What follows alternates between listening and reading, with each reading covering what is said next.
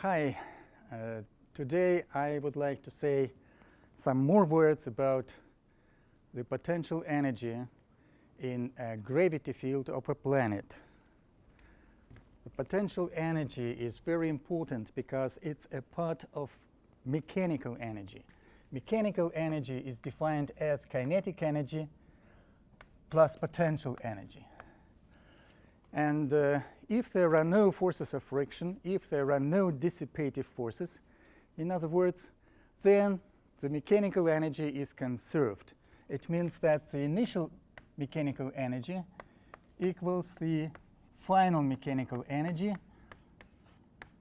measured in some time interval after the initial interval. And the potential energy is a part of mechanical energy, which consists of kinetic plus potential energy. So potential energy is very important. And looking at this equation, you may easily understand that if we add a constant to the left side of this equality and the same constant to the right side of this equality, then nothing will change. Nothing will change if there is some constant here and the same constant is added to the opposite side of this equation. Nothing changes because this constant can be cancelled and we obtain the same equation. So all the physical phenomena described by these two equations will be the same. All the results of any calculations, of solution of any problems will be the same if you use one of these equations. No difference at all. But these terms can be interpreted as the changing of potential energy by some constant. So if we take a potential energy, which is usually a function of coordinates, a function of distance, and we change this potential energy to another function, which is, well, potential energy prime, and new potential energy is the old potential energy plus some constant, then nothing will change in physical sense, in physical consequences. All the phenomena, all the physical phenomena will remain the same as predicted by these equations. So people say that the potential energy is defined up to a constant. You may always add any constant figure to a potential energy function, and that will be again a valid, appropriate potential energy function. As an example to this idea, one may take a potential energy in a uniform gravity field. So we have a mass m, which is supported on a horizontal surface, and if we lift this mass at some height h, then we will obtain a new position of this body, and the potential energy here will be a function of h, and it will be equal mgh. We discussed this formula on several occasions. In this formula, the zero level for potential energy for measuring h is accepted the surface on which the body originally rested, was originally at rest. So this is a zero level to measure the h and to measure the height of from this level and to measure the potential energy. But I can add any constant to potential energy. It means that I can measure distances starting from any other level. I can choose this level, for example, as the zero level to measure distances. Then the initial distance will be some positive quantity, and the final distance, final position of the body will also be some positive quantity. So the potential energy will change because the h will be measured from different starting point. But the potential energy will be changed just by adding a constant to it.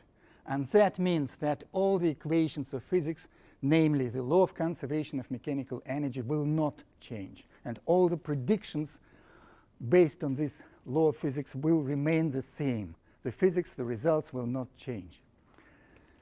Another example is potential energy in a field of gravity of a planet.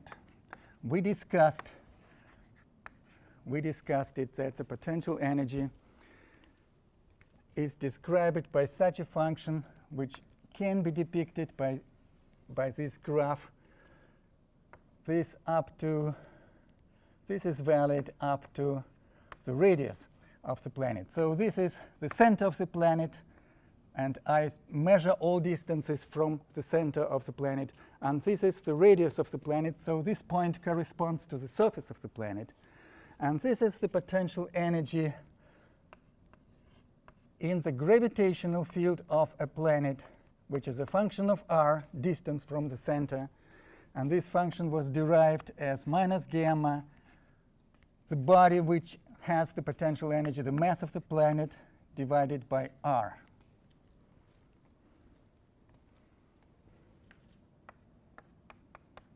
And I would like to discuss what happens inside the planet, because last time when I tried to draw a graph, I made a mistake. I told you that that was a graph which I showed you was a graph of potential energy, but that was actually a graph of the force rather than the potential energy. So we discuss a little bit what happens inside the planet. If we have a planet with a center in point O and radius r, and we dig a hole, a deep well into the planet, and put a body of mass m here at the distance small r from the center of the planet, then what will be the potential energy and what will be the force acting on this mass? Last time we understood that in order to calculate the force acting on this body here at the bottom of the well, in order to calculate the force, we have to take into account only the gravitating mass inside this sphere, inside the sphere of radius small r. And we don't have to take into account all the surrounding spherical layer, which is located at larger distances from the center, because these outside layers don't influence at all, don't act with any gravity force on the body which is at the bottom of the well. So we have to take into account only the mass which is inside this smaller sphere.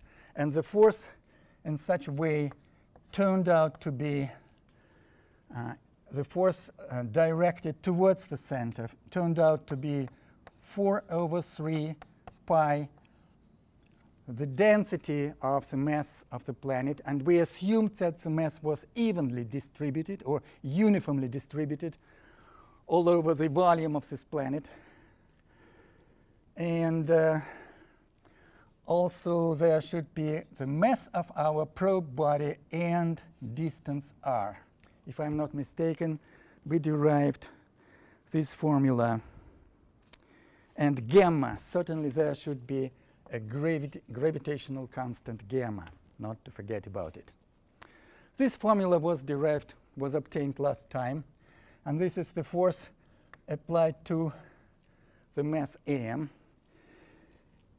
And if we denote all this coefficient by k, then we obtain that the force equals kr. To be more precise, to be exact, if r is positive and looks out of the center, then the force should be negative because it's directed towards the center. And the direction of vector f is opposite vector r. So these two vectors look in different directions, and there should be minus sign here to be exact. And this formula looks very much like the formula for the force exerted by a spring. if you have a spring somewhere, a spring, and if you extend the spring by some distance x, then the force then the force required to extend will be just proportional to x and will be equal to kx, where k is the stiffness of this spring. And for a force acting on a small body inside the body of the planet, inside the volume of the planet, we obtain the same function, the same idea. The force is proportional to the displacement of this body from the center of the planet. The larger the displacement from the center, the larger the force. And the same is here for the spring. The larger the elongation of the spring, the larger the force which is required. And for the spring, we obtained the potential energy of the spring some lectures ago, and we understood that the potential energy of the spring is kx squared over 2. So the same should be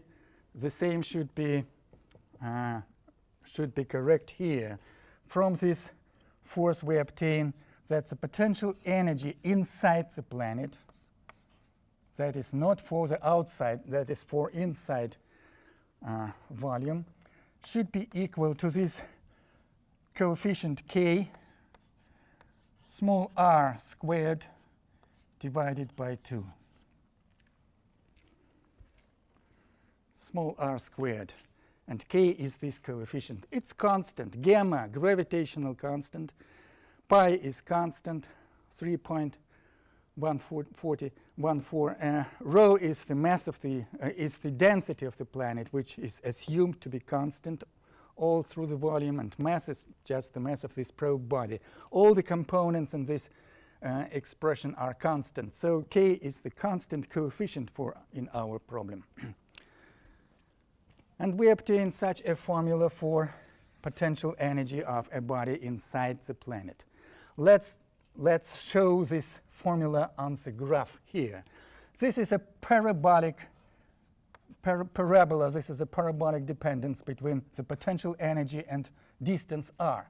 So if r is 0, then the potential energy is 0 according to this formula. And if r grows, then the potential energy grows as in a quadratic manner up to the radius of the planet. So this is the potential energy, which is described by the formula kr squared over 2. The parabola describes the potential energy of a body inside the planet if we bore a well bore a well here and then discuss the potential energy of this body. So we obtain for the potential energy such a strange graph, which starts at the 0 point in the center of the planet, then it grows to some extent, and then it drops sharply to negative values, and then again grows to 0. Obviously, the potential energy should have no such sharp changes when we cross the radius of the planet. If this body is lifted up, and then it crosses the radius and goes upward, and we lift it, and we move this body farther and farther from the center, then the potential energy at the surface, at the level of the surface, should change continuously. This is obvious. This function should be a continuous function, and we obtain such a discontinuity here at the point r. What can be done here in order to make this function continuous? We can recall that the potential energy is defined up to a constant. It means that we can add any constant to a potential energy and obtain a new potential energy which has the same rights, same validity, which is again will be a valid potential energy. So we can add to this potential energy a negative number, a negative constant equal to the length of this section. So that will be a constant c, which is negative. And then this point will go to this point, and the whole parabola will be displaced and will be shown as this parabolic function. So that at the point corresponding to the surface of the planet, the potential energy will be continuous. It will have no disruptions, no discontinuity. That will be physically sensible, physically reasonable potential energy function for a probe body in gravity field of a planet, including the outer volume, outer space at the distances larger than the radius of the planet, and the inner space of the planet, including distances smaller than the planet radius.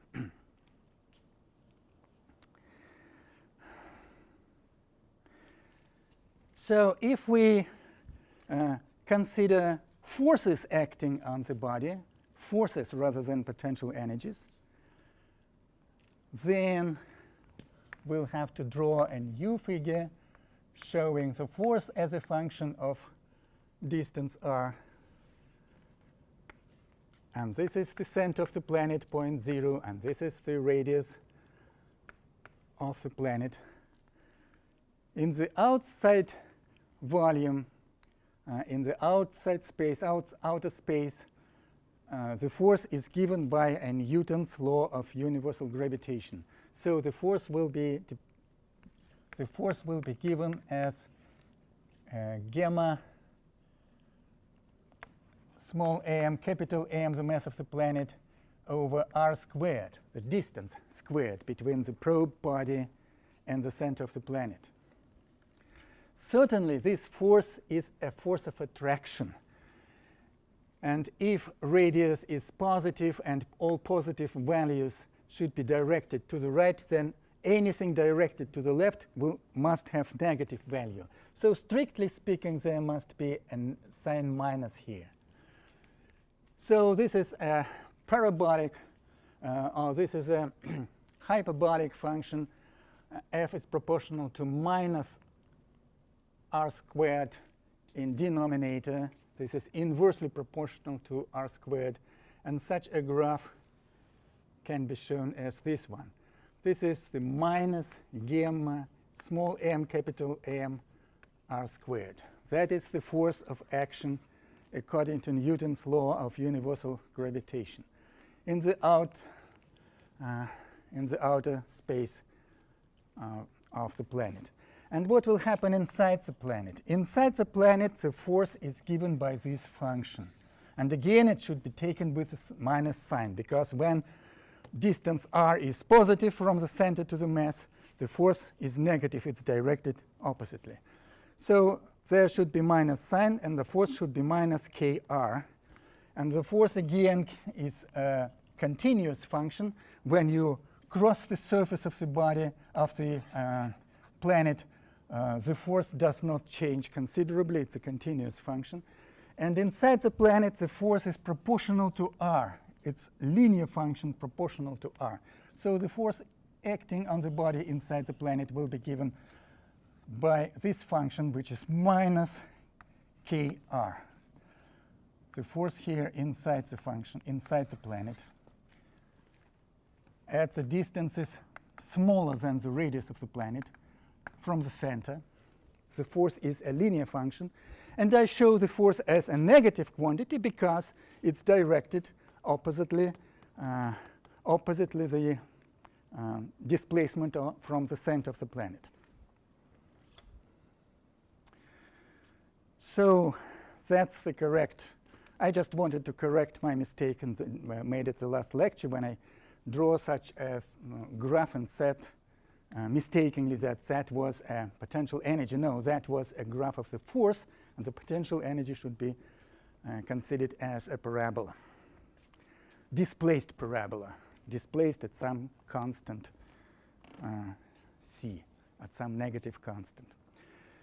Certainly, in this graph of potential energy, we can choose a different constant for all the function. Now the function is arranged in such a way that it tends to 0 at infinity, at infinite distances. We can certainly choose a different constant, and we can displace all this graph can be displaced either upward or downward. That will just correspond to different values of this constant which is added to potential energy. That's obvious.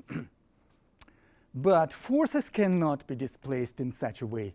You cannot add a constant to force, because a force is a measurable thing, and it's certainly 0 at the center of the planet. And if you move away from the center, there will be some force which will attract the body to the center. And so the body which is displaced from the planet will be attracted backward to the center of the planet. And so the body, if allowed to move freely inside the planet, inside some tunnel, this body will oscillate here like on the spring, like the body on the spring. It will oscillate here, and that will be a harmonic oscillation because the force is a linear function of displacement. So this is what I wanted to tell about the potential energy.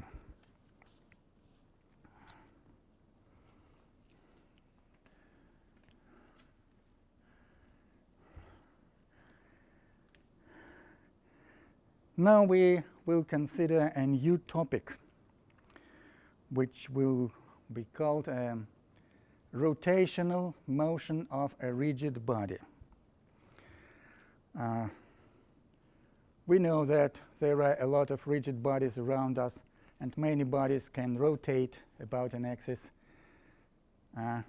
For example, I will take this one to demonstrate. This is a simple example of a rigid body which can rotate about the axis. And the rotation, well, it happens very often in different technical devices and equipment. A lot of rigid bodies, rigid details rotate in one or another direction. So rotation is a very frequently encountered phenomenon. And to consider a rotation of a rigid body is very important in physics and in mechanics. What is a rigid body? What is a rigid body? Rigid means that the distance between two arbitrary points of the body does not change when the body moves. We'll draw something to illustrate this idea.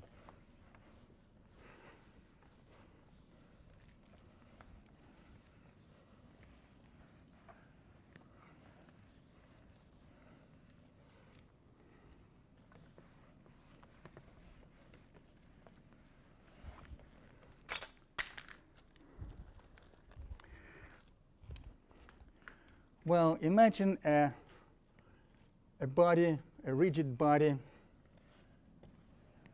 arbitrary rigid body, which can rotate about some axis O. And the rotation can take place in any direction. So if you consider two arbitrary points of the rigid body, point A and point B, then the body can be considered as rigid if the distance between two different arbitrary points remains constant. If this distance is constant, if it does not change in the process of the body's motion, while the body rotates, the distance between two arbitrary points, I can take any points, any. The distance between them remains constant in time. Such a body is called a rigid body or a solid body. It means that we don't take into account possible deformations of the body, possible distortions of its volume and size. We don't take into account such things. We neglect deformation. And that allows one to solve many interesting problems. Though deformation itself is very interesting and it is studied in a special chapters of physics, deformation of rigid or solid bodies is also very important. But if it's possible to neglect the deformation, if deformation is very small, then the body can be considered as a rigid body, such that the distance between any 2 points of this body does not change in time as the body rotates and moves. So for such a rotating body, we must somehow describe this rotation. We must learn how to describe the rotation of a body. So let's consider a body which is rotating. How to measure the rotation? We have to fix any point inside the body or on its surface and draw a radius and observe how this point moves and how this radius turns in the process of rotation. So in some time interval, this point will move to another position, and so the radius vector looking at this point will change its direction, and it will turn by some angle alpha. And the longer the time interval, the larger will be the angle alpha, because the body rotates. It may rotate with acceleration. But anyway, if in general case, the longer the time period, the larger will be the angle. In a very short period of time, delta t, the angle will be very small. Let it be this one, angle delta alpha. In a very short period of time, this radius vector will turn by a small vector delta, by a small angle delta alpha, so that delta alpha divided by the corresponding time interval delta t, by definition, is called an angular velocity.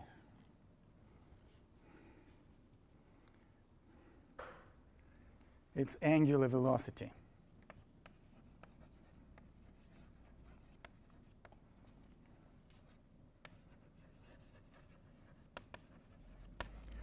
It's angular velocity. So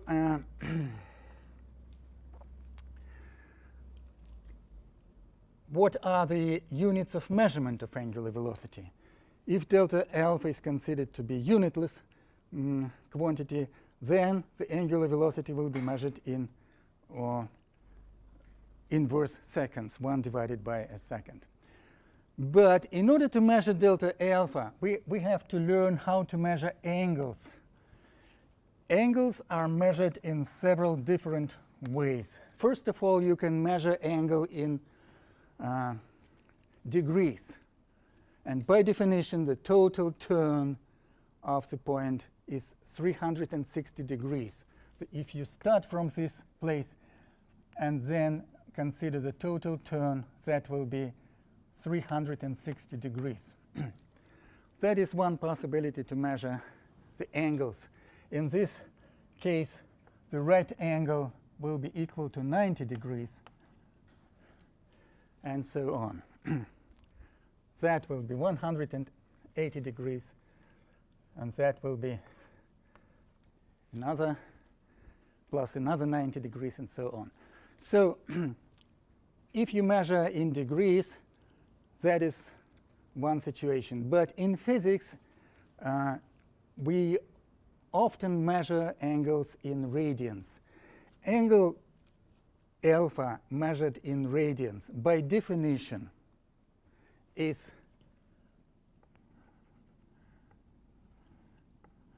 the length of this arc S divided by the radius of the circle. If you take any point on the circular trajectory, any point which moves along this circle, then the length of the arc S divided by radius is a radian measure of the angle at which the point turns. So this is the definition of a radian. How many radians? If you have 1 radian, the angle corresponding to 1 radian, it means that the length of the arc described by the point equals the radius. That will be approximately such an angle, something like 57 or 56 degrees and something. So that is the radian measure of an angle. And if we use the radian measure of an angle, then the angular velocity given by this formula delta alpha by delta t can be written as, using for delta alpha obvious delta s divided by r, we will obtain delta s divided by r and divided by delta t. What is delta s divided by delta t? By definition, this is a linear velocity of the point that moves in a circular, along the circular trajectory, which is rotating. So delta s divided by delta t, by definition, is the velocity of the point. And we obtain such a formula for angular velocity measured in radians. From here, it's very useful to remember that the linear velocity of the body equals its angular velocity times radius.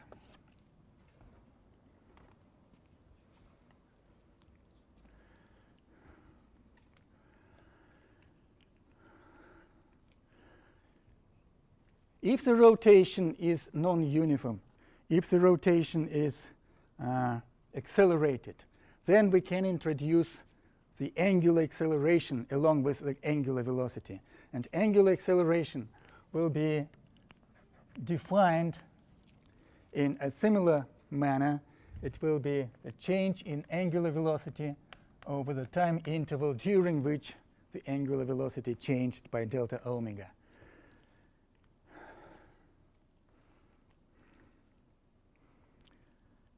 As the point moves along the circular trajectory, the radius of the trajectory does not change. Only the angular velocity may change and linear velocity may change. So the change in angular velocity can be expressed as the change in linear velocity multiplied by radius r divided by delta t. And by definition, delta v divided by delta t is the linear acceleration of the chosen point.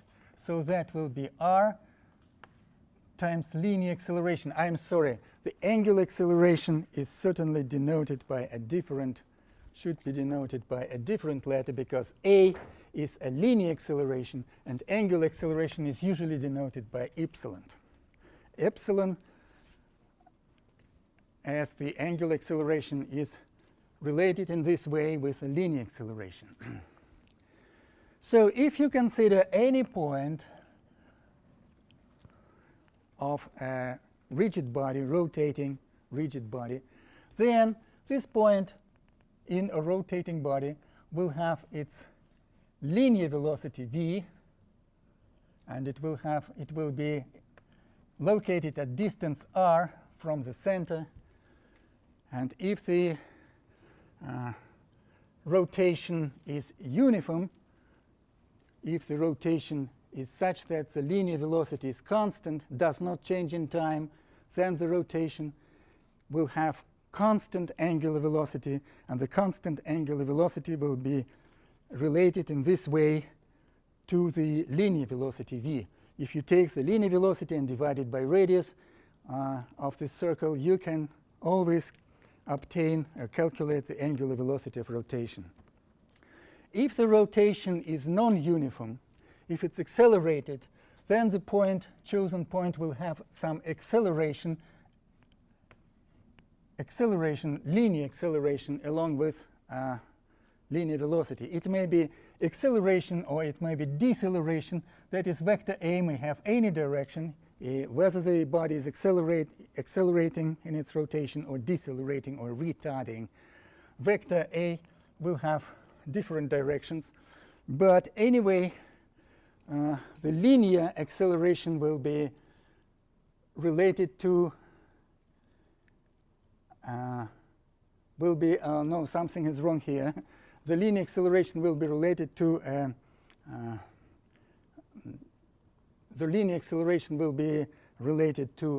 angular acceleration, but in this formula I made a mistake because omega is not v multiplied by r. You see, omega is v divided by r. So r should appear in denominator rather than in the nominator of this formula. Certainly r should be here because omega is v divided by r. And so here we will obtain a divided by r. That's the correct way, I'm sorry. And so that the linear acceleration can be associated with angular acceleration by a similar formula which is valid for a linear velocity relationship with angular velocity. Certainly.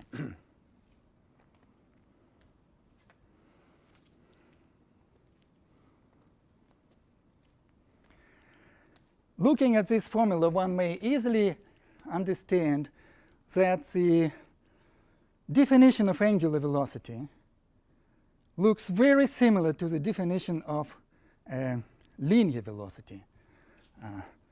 Angular velocity is delta alpha divided by delta t, and linear velocity is delta s divided by delta t.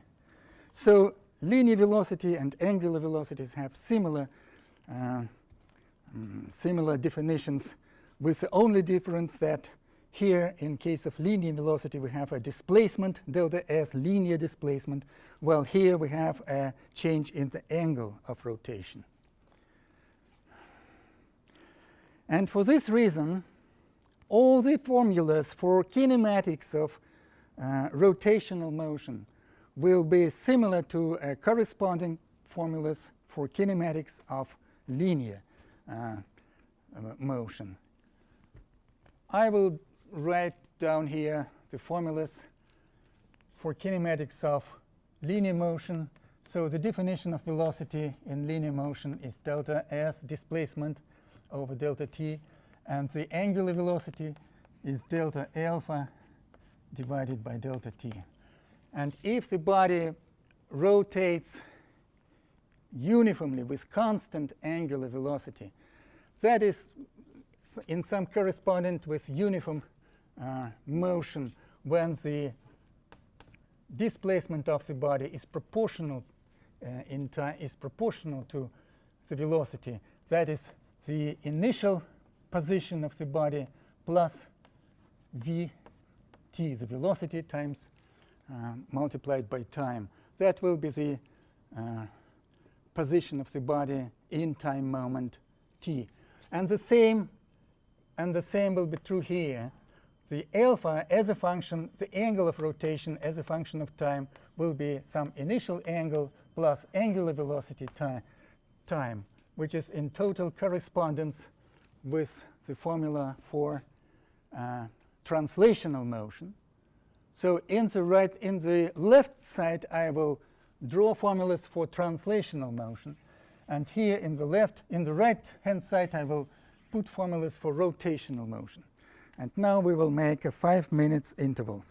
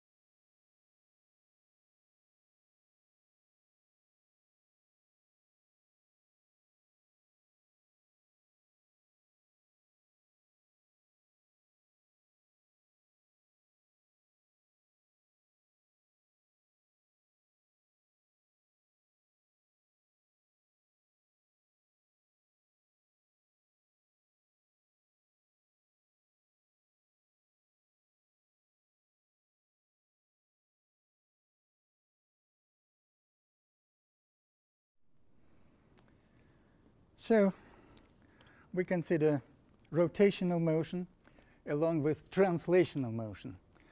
In translational motion, if the velocity changes in uniform manner, that is, if we have a uniform acceleration in translational motion, then the velocity, which is a function of time. Now, here the velocity was not the function of time, and here the velocity will be the function of time because of the acceleration.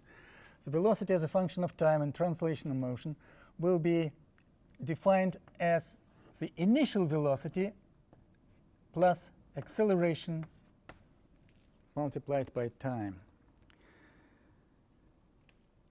In similar way, in rotational motion, the angular velocity as a function of time will be equal to initial angular velocity plus angular acceleration time. So if the initial velocity is 0, then the velocity will be just proportional to time. And the same here, if the initial angular velocity is 0, then the angular velocity as a function of time will be proportional to time, with the angular acceleration as the coefficient of proportionality. Also, the displacement of the body as a function of time in case of uniformly accelerated motion will be defined as the initial position of the body plus the initial velocity time plus acceleration time squared over 2. And there is a similar formula for the displacement in case of accelerated rotation. The displacement will be described by the angle of angle alpha, and angle as a function of time will be defined as the initial angle plus initial angular velocity time plus angular acceleration time squared over 2. If the initial angle is 0 and the initial angular velocity was 0, then the remaining formula will give you the dependence of the angle of rotation versus time as a function of time for uniformly accelerated motion, if the epsilon is the angular acceleration. And so on. All the formulas of for translational motion will correspond to some formula for rotational motion. Total correspondence between formulas. The formulas look like the same, just changing one letter for another. Why so? Because the definition of angular velocity here, the definition is similar to the definition of linear velocity for translational motion of a body. And acceleration, definition of angular acceleration is similar to the definition of linear acceleration, which is just delta v divided by delta t. So as the definitions of these quantities are similar, then all the resulting formulas will be similar.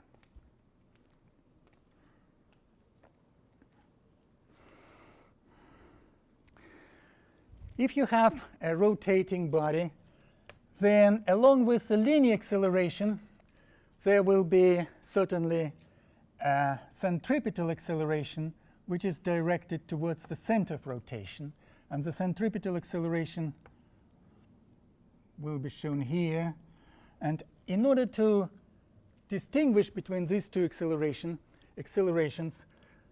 I will denote the centripetal acceleration as the normal acceleration. Normal because it's perpendicular to the tangential line. Normal, it's perpendicular to the velocity.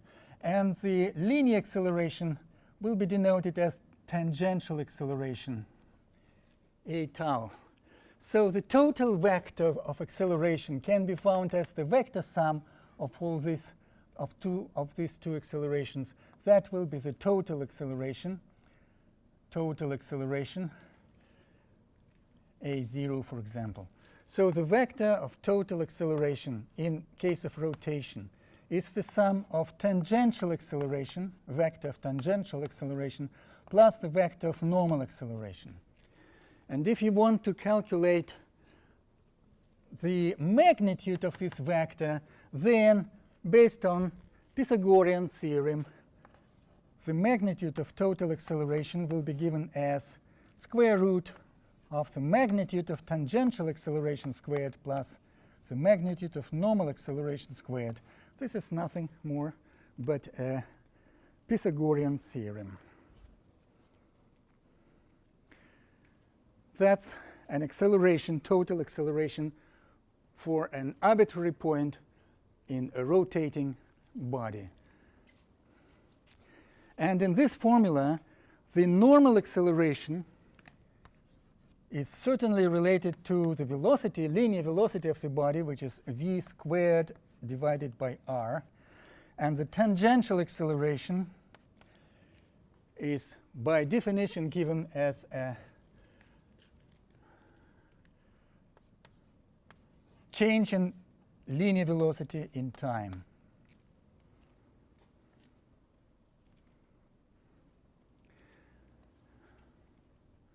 Which can be also expressed as the radius times angular acceleration.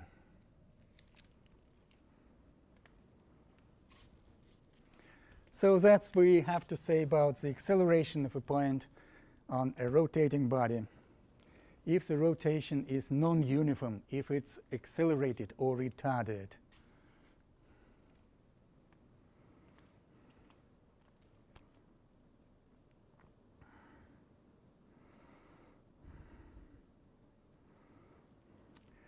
Now I will consider a kinetic energy of a rotating body. So if we have a rigid body which rotates at some angular velocity omega, then the total kinetic energy of this rigid body may be calculated as the sum of kinetic energies of different points of this body. If we consider some point like this one, it may have some mass m1. And its kinetic energy will be m1 velocity 1 of this point squared over 2. And then we may consider another point, this one, for example, which will have mass m2. So we must add kinetic energy of the second point, and so on. There may be hundreds and thousands of points here. We understand that as many points, as many will be the number, as large will be the number of the terms here. So how can we tackle with such an expression? How can we deal with such an expression? How can we do with this? We may recall that the linear velocity is related to the distance of the point to the center of the rotation. And so each linear velocity v can be related using this formula.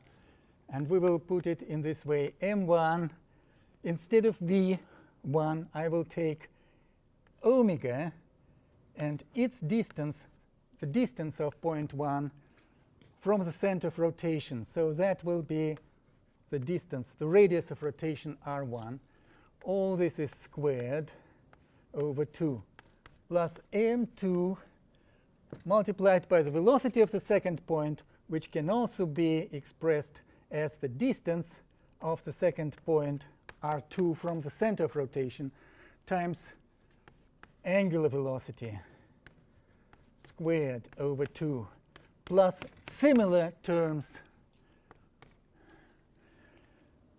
What is constant here? Omega divided by 2, omega squared divided by 2 is the same coefficient in all these terms. So we may factor omega squared over 2, and what remains here will be m1 radius 1 squared plus m2 radius 2 squared plus many other similar terms. What is found in square in round brackets is called a moment of inertia. By definition, this sum is called a moment of inertia.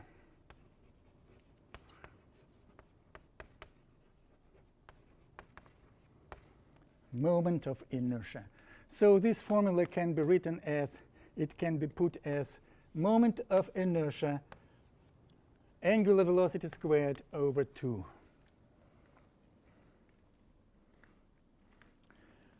Such is the kinetic energy of a rotating rigid body. It's equal to the moment of inertia, which is given by this round bracket. So by definition, I will put it here, moment of inertia of a rigid body is m1 r1 squared plus m2 r2 squared, etc. Many other terms of similar structure. So if we put here our formulas for kinetic energy in translational motion, kinetic energy in translational motion is a very well-known formula to you. It's a mass times velocity squared over 2, mv squared over 2. For rotational motion, the kinetic energy of rotating rigid body will be given by its moment of inertia angular velocity squared over 2. So again, these formulas are in correspondence. They have similar structure. Instead of mass, for rotating body, we use a moment of inertia, and instead of velocity, in rotational motion, we use angular velocity squared.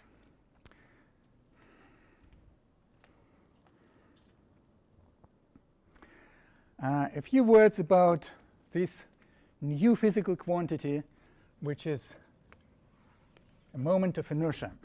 I will calculate moments of inertia of some bodies. For example, let's take a hoop. A hoop of mass am and radius r with a center in point O. All the mass of this body is located on its peripheral along this circle.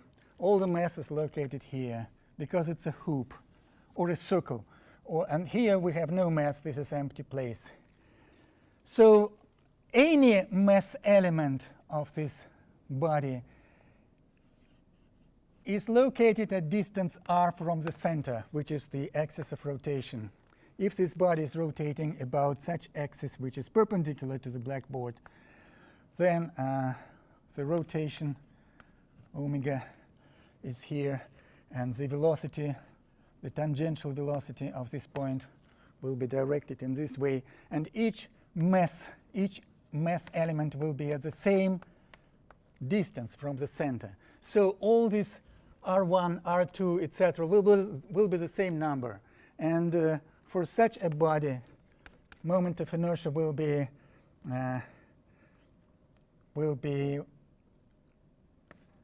r squared, that is, I factor the distance squared of all the mass elements. All of them are taken at the same distance from the center. r1 equals r2, etc. equals capital R squared. And what will remain in the round brackets? m1 plus m2 plus etc. That is the total mass of the hoop m. So its moment of inertia will be equal to m r squared.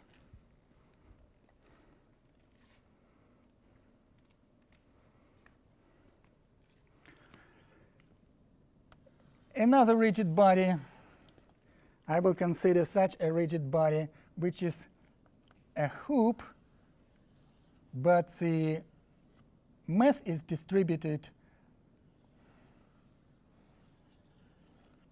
along such a ring. Here is the mass am distributed over here, and this will be the small radius of the ring, and that will be its large radius. In order to calculate the moment of inertia of such body, I would suggest that we divide this ring into two thin rings, the outer ring and the inner ring. Two thin rings which are closely located to one another. The outer ring will have the mass m/2. It's just the half of the mass of the total ring. And approximately it will have radius capital R squared. That is the moment of inertia of the outer ring. And the inner ring will again have the mass m/2, and the radius will be approximately equal to small r squared. So the moment of inertia will be m capital R squared plus small r squared divided by 2. I have made these calculations as if approximately. It's obvious that the capital R is not exactly the radius of the outer ring. The radius should be somewhat smaller, and the small r is not exactly the radius of the smaller ring. The middle radius, average radius, should be somewhat a little bit larger. But if you calculate this moment of inertia using exact formulas, that is in calculus, using differentials and integration over the volume of this body, you will obtain the same formula. It turns out to be correct. It turns out to be exact, regardless of the fact that I derived it on some intuitive level as if approximately, but it turns out to be correct. Such is the moment of inertia of the ring of mass m, which has the larger radius and the smaller radius. Now, if we consider a disk of radius r and mass m, a uniformly distributed mass over the area of this disk, then the moment of inertia of such body can be calculated from the previous formula if the radius, small radius r small, is becoming smaller and smaller and tends to 0. So small r tends to 0, and then this body will turn into the disk of radius capital R and mass m, and the moment of inertia of such a body will be obtained from this formula if small r is 0, if it tends to 0. Then the moment of inertia will be mr squared divided by 2. Such is the moment of inertia of a uniform disk of mass m and radius r. Also, this may be a cylinder which may rotate about the axis perpendicular to the disk, and the disk may rotate about this axis. Then, for such a rotation, the moment of inertia of this body is mr squared divided by 2. Such are moments of inertia of some bodies.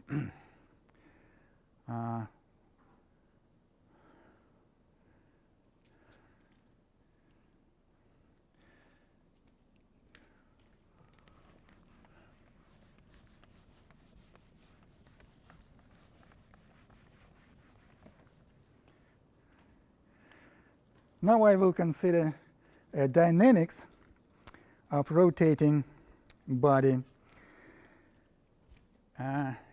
Imagine a material point M which can rotate along some circular trajectory about axis which goes through point O, and the trajectory will have radius r. And assume there is a force F, vector F, acting on this mass, on this point mass. The distance of this mass from the axis of rotation cannot be changed. We suppose this is a rigid rod which connects the chosen point with the axis of rotation. So this is a rigid rod which cannot be deformed. It cannot be elongated. It cannot be extended. So the length of this rigid rod remains constant. we neglect the deformation. Any deformation is neglected. And the force acting on the body, M, is in the arbitrary direction. It's obvious that the component of the force which is parallel to the radius, which is parallel to this rod, will not influence the motion of this mass. This force cannot cause displacement of this mass. But another component of the force, which I will call a perpendicular component, perpendicular to the radius, this component can certainly change the motion of the body. It will accelerate the rotational motion of this body. So the force F parallel can be neglected because it cannot change the motion. It cannot cause any acceleration of this mass. And only the force F perpendicular can make any change. Let us this angle be alpha. Then, according to Newton's second law, the force which can actually change the motion, which can cause the acceleration of this body, the force, according to Newton's second law, will be equal to the mass of the body and its linear acceleration directed along the tangential line to the circular trajectory.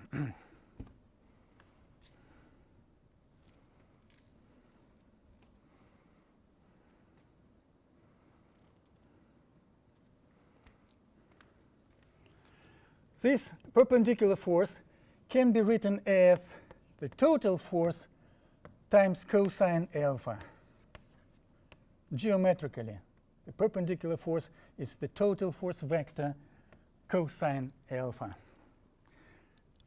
And this is mass, and acceleration can be taken from this formula to be expressed using the angular acceleration. So it will be r times angular acceleration epsilon.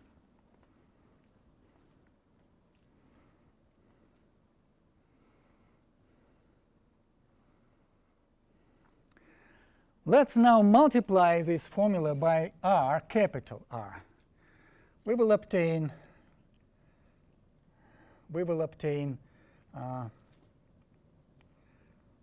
well, we may take this one, F perpendicular times r will be equal to mr squared epsilon. What is mr squared? By definition, this is a moment of inertia of a material point of mass m located at distance r from the center of rotation. So this is the moment of inertia. And the whole formula turns out to be it's equal to the moment of inertia times angular acceleration. And this quantity is called the torque and is usually denoted by a letter m. So this is a torque.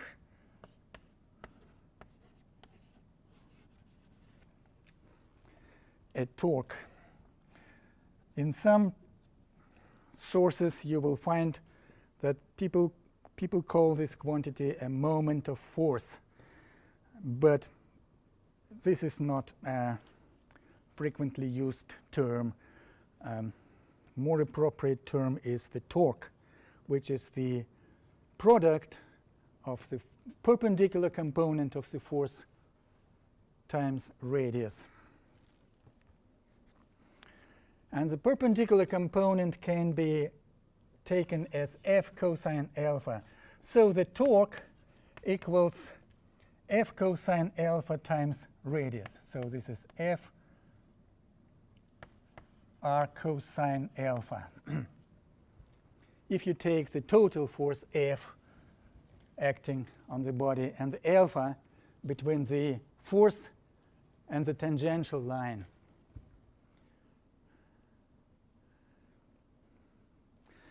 now if I continue the line along which the force acts,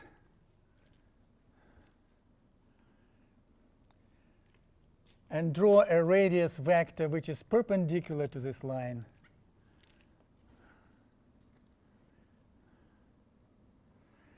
Then this angle will equal this angle, and this angle is equal to this one, and so that this angle is also alpha in this right triangle.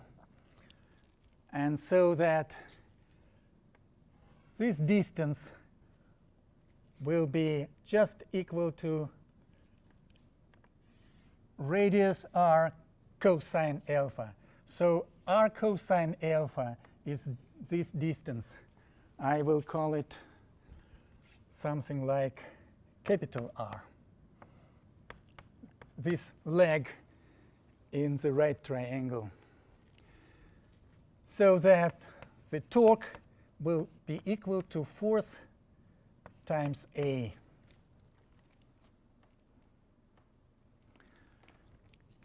A is usually called the arm of the force.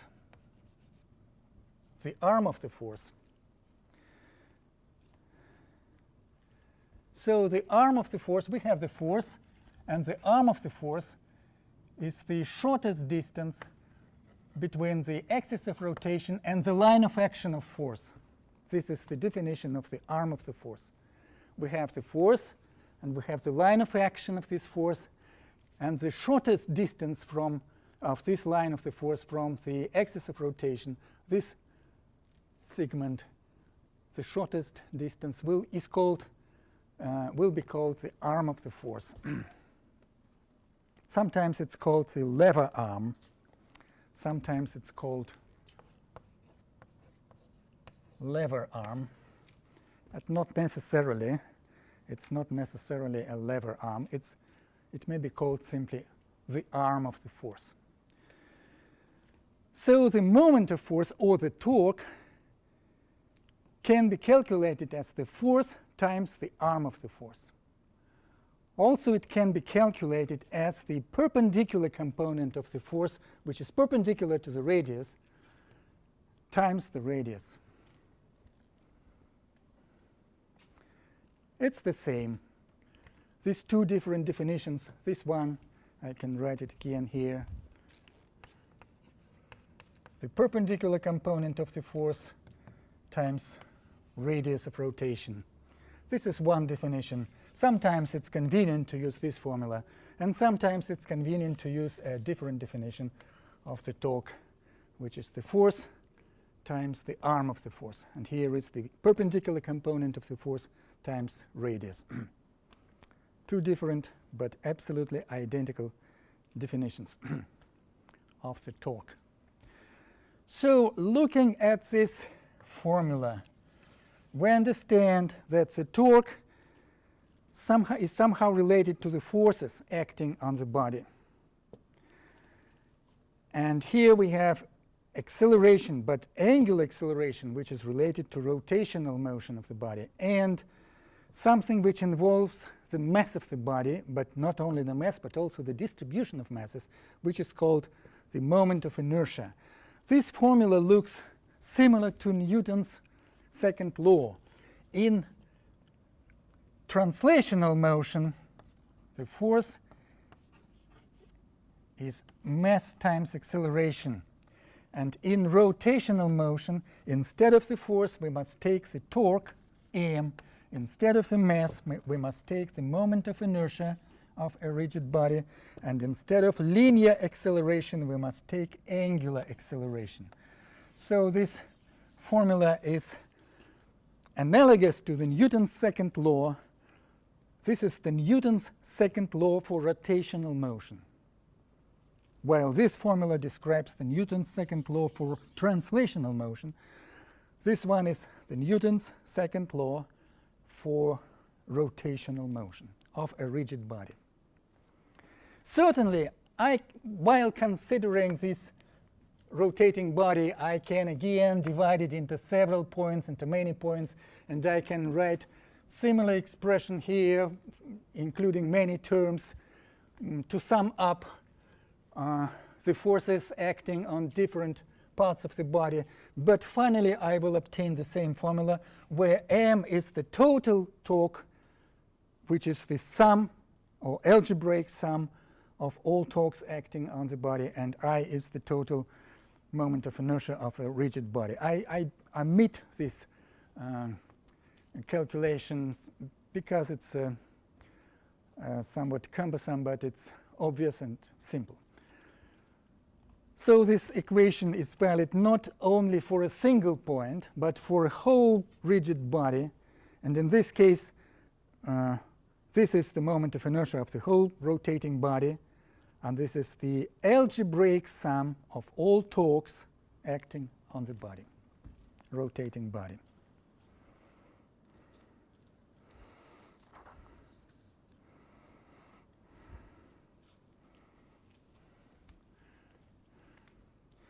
So looking at these formulas, we notice a total similarity between formulas for translational motion, like the kinetic energy, and rotational motion. All formulas look similar, which is natural.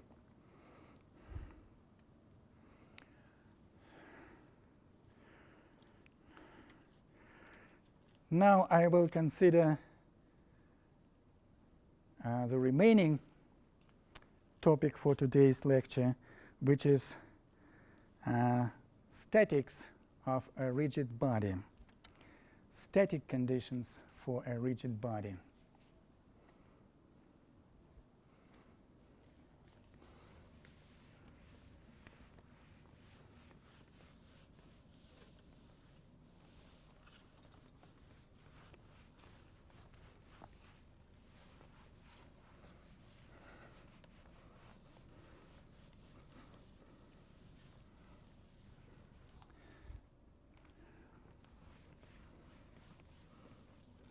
So suppose we have an arbitrary rigid body.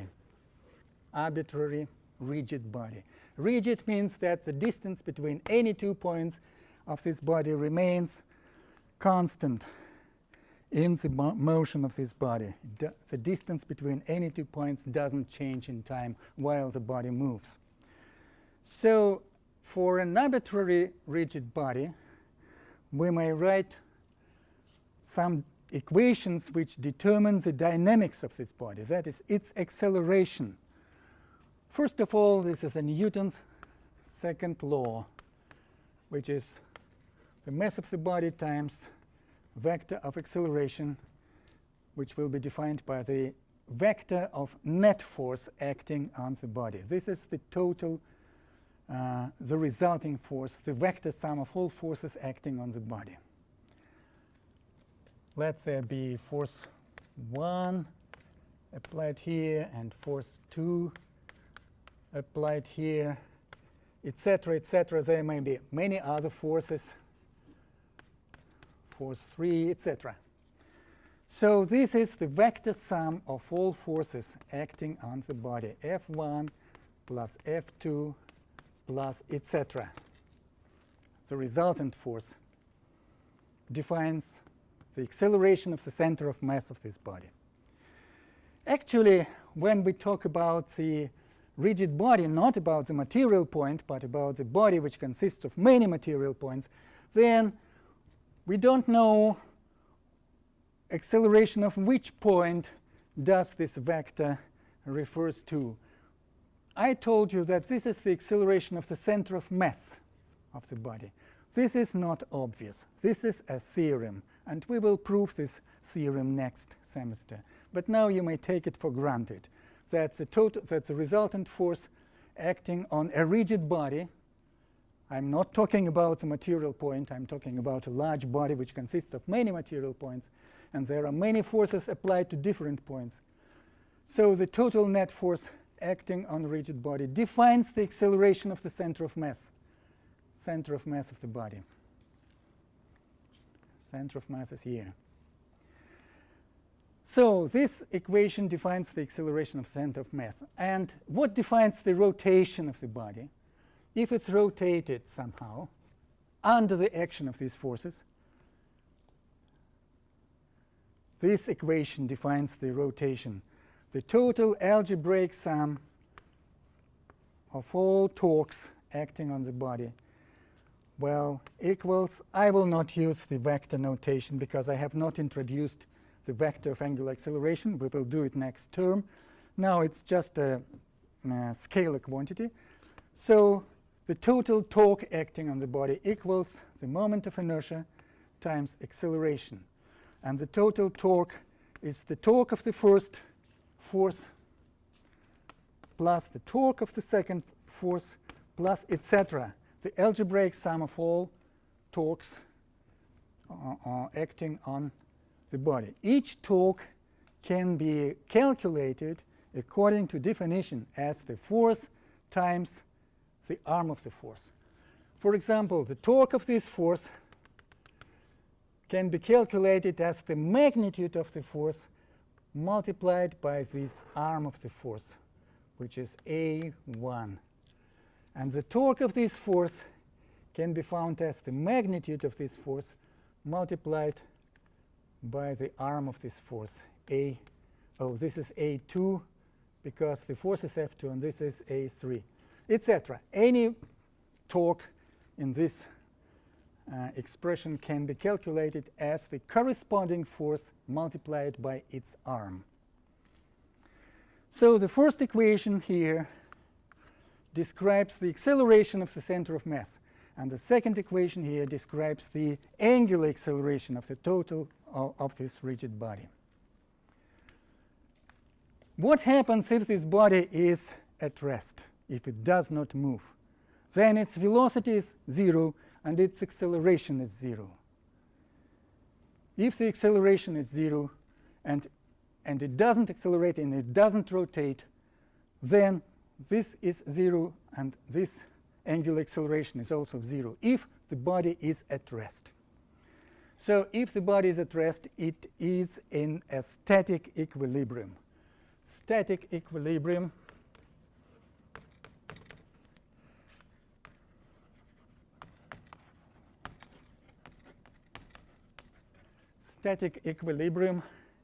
of a rigid body can be achieved when the body has no acceleration and no rotation, no angular acceleration. A lot of bodies around us are in static equilibrium. Like this table, it doesn't move, its acceleration is 0, and it doesn't rotate, so its angular acceleration is also 0. And there are a lot of such bodies. All the buildings, all the bridges, everything, a lot of bodies around us are in static equilibrium. Their acceleration is 0. It means that the total vector sum of all forces is 0. And angular acceleration of such bodies is also 0. They don't rotate. So algebraic sum of all torques acting on such bodies is also 0. So these two equations are theoretical conditions for static equilibrium. And I will continue considering this topic next time. So this is the end of our lecture.